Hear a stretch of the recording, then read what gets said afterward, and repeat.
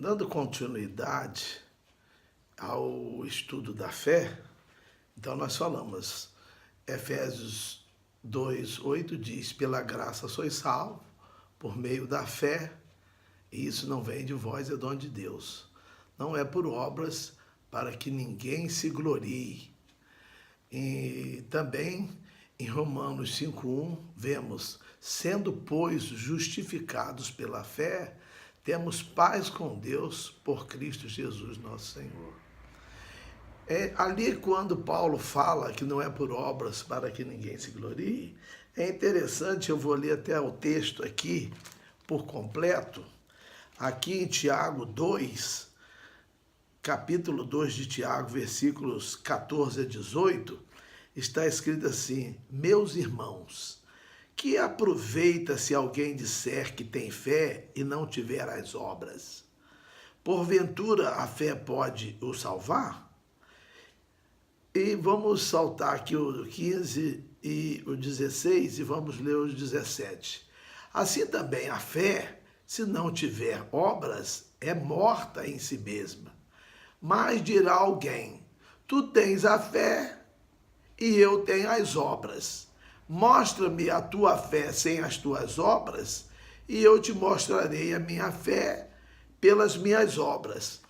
Parece que há uma discordância, parece que eles se combatem. Não, mas a palavra de Deus é a mesma. Aqui Tiago fala, mostre-me a tua fé, mostre-me a tua fé sem as tuas obras, e eu te mostrarei a minha fé pelas minhas obras. Então, ele vai mostrar a fé pelas obras. As obras vão mostrar, mas ele só fez aquelas obras por causa da fé, porque a obra sem fé, ela não salva. Está escrito lá em Efésios 2:8, não é por obras para que ninguém se glorie. Então aqui eles estão bem acertados. Agora, se alguém disser que tem fé e não tem obras, a fé no Senhor, né, o firme fundamento das coisas que se esperam e a prova das coisas que se não veem, vai fazer com que nós produzamos obras. Nós produzamos obras. Nós vimos, falando ali sobre que a fé diz ali em 2 Coríntios, capítulo 4, versículo 18, que nós temos que atentar para as coisas que não se veem, mas não para as que se veem, porque as que se veem são temporais e as que não se veem são eternas.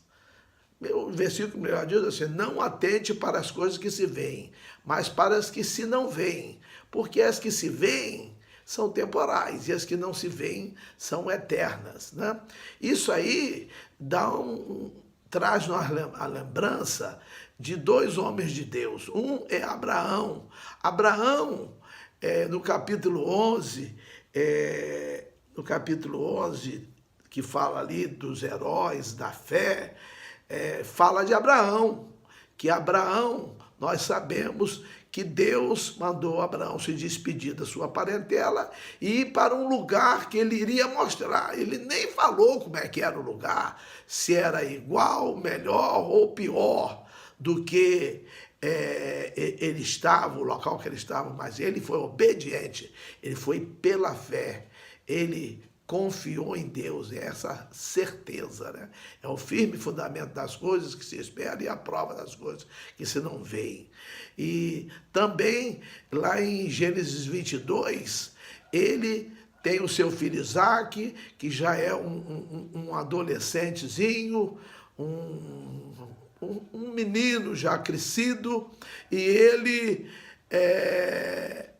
ele chega para Abraão e manda Abraão oferecer o seu filho, o filho da promessa em sacrifício, lá nas terras de Moriá, 3 dias de viagem. E ele foi, e quando ele chegou lá no monte, onde ele deveria de fazer ali o sacrifício, ele falou para um servo seu que estava junto, falou, olha, você espera aqui na base, no sopé do monte, que eu e o menino subiremos, ofereceremos sacrifício e voltaremos. Ele tinha convicção de que, como Deus falara para ele que o menino era o filho da promessa, que ele não sabia como, né? Ainda que ele sacrificasse o filho, Deus o traria à vida, porque Deus havia falado com ele. Então, Abraão, ele prova ali uma fé muito forte, né? Moisés também, ele fez isso. Moisés foi um homem que ele foi criado, embora sendo israelita, conhece-se a história de Moisés, nós não vamos dar detalhes aqui, mas foi criado dentro do palácio do monarca que governava o Egito, o faraó. Ele foi criado como um filho da filha de Faraó, como neto de Faraó, talvez um sucessor de Faraó. E ele foi criado, foi tudo preparado, porque a própria mãe dele que o amamentava e que cuidou dele desde pequenininho. E, por certo, ensinou para ele a respeito do Deus vivo, que tinha o Deus de Israel, o Deus de Abraão, o Deus de Isaac, o Deus de Jacó. Então, Moisés, ele tinha guardado nele aquilo. Então, Moisés, que diz o discurso de Estevão, lá em Atos 7, 22, que ele foi educado em toda a ciência do Egito e era poderoso em palavras e obras, ele que era um príncipe, ele que foi preparado para ser um monarca, um governante, ele abandonou tudo, foi pela fé. Ele deixou de ser chamado de filho da filha de Faraó e antes foi sofrer junto com os judeus e tirou o povo de lá do Egito, sabendo do poderio daquele país e arriscando tudo, porque com os olhos ele via o invisível, o que não se vê, porque o que não se vê é eterno. A fé, ela é provada. A fé, ela é provada. Lá na primeira carta de Pedro, no capítulo 1, diz que a prova da vossa fé, que é mais preciosa do que o ouro, que perece e é provado pelo fogo. Então, a nossa fé, ela é provada.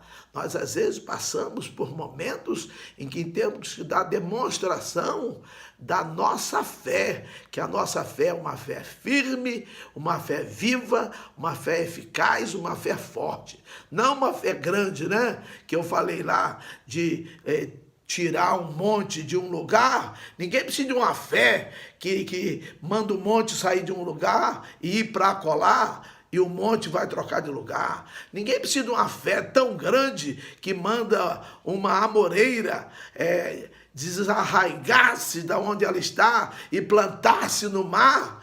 Ninguém precisa de uma fé assim. Não, nós precisamos de uma fé viva, uma fé forte, uma fé eficaz, uma fé produtora de obras, igual ali Tiago fala, né? De que vale uma fé? Uma fé que não produz obras, essa fé é uma fé morta, né? E eu vou mostrar. Ele fala assim, eu te mostro a minha fé pelas minhas obras. Mas então ele vai mostrar, ele só fez a obra porque tinha fé. Então, é importante isso aí. Nós, lá, quando o escritor aos Hebreus também escreve no capítulo 11, versículo 3, ele diz que é pela fé que nós acreditamos, que nós entendemos que os mundos, que todo o universo, tudo foram criados pela palavra de Deus, de modo que o que é visível não foi feito daquilo que se vê, daquilo que é aparente, mas é pela fé, é com os olhos da fé que nós vemos isso. Não atentando para as coisas que se veem, mas para as que não se veem, porque as que se veem são temporais e as que se não veem são eternas.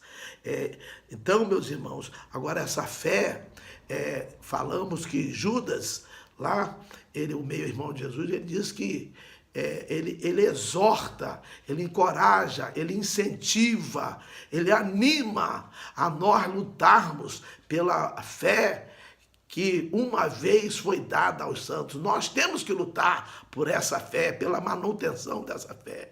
E a manutenção dessa fé, quem fala dela é Paulo escrevendo aos Romanos, no capítulo 10, versículo 17, que diz que a fé vem pelo ouvir e o ouvir pela palavra de Deus. Se nós não ouvirmos a palavra de Deus, a nossa fé, ela vai começar a ficar fraca, ela vai ficar ineficaz, ela daqui a pouco é uma fé que não vai produzir nada. Então, o tempo que a gente ouve a palavra na igreja é muito curto, é muito pequeno. Às vezes, um culto, nós não ouvimos 1 hora de palavra. Se uma igreja tiver 3 cultos por semana e tivesse 1 hora pura de palavra, nós teríamos 3 horas por semana. E nós precisamos de mais. E como que nós fazemos isso? Nós temos que todos os dias, nós aprendemos lá, no ler, no meditar, no crer e no praticar, precisamos ler todos os dias. O salmista, no Salmo 1, medita na sua lei de dia e de noite. Todos os dias, o rei tinha que ler todos os dias da vida dele. E nós precisamos ler, porque nós somos feitos reis e sacerdotes. Está escrito lá em Apocalipse 1:6, que ele nos fez reis e sacerdotes. Se a gente é rei, nós temos que fazer o que o rei deve fazer. Temos que ler esse livro todos os dias. Temos que ler. Então a manutenção é essa. E para concluir, 1 Pedro 1,9 diz, alcançando o fim da vossa fé, a salvação das vossas almas. Isso aí nós entendemos muito bem quando Paulo ali, ele escreve na segunda carta a Timóteo, no capítulo 4, versículo 7, combati o bom combate, terminei a carreira, guardei a fé. Então, ele permaneceu com uma fé eficaz, uma fé viva, uma fé forte, e por isso ele estava apto a enfrentar o maior inimigo, que era a morte. E ele foi tranquilo, e ele fala ali no versículo 8, que restava ele agora receber a recompensa, a coroa da justiça, que o justo juiz daria não somente a ele, mas a todos quantos amassem a sua vida.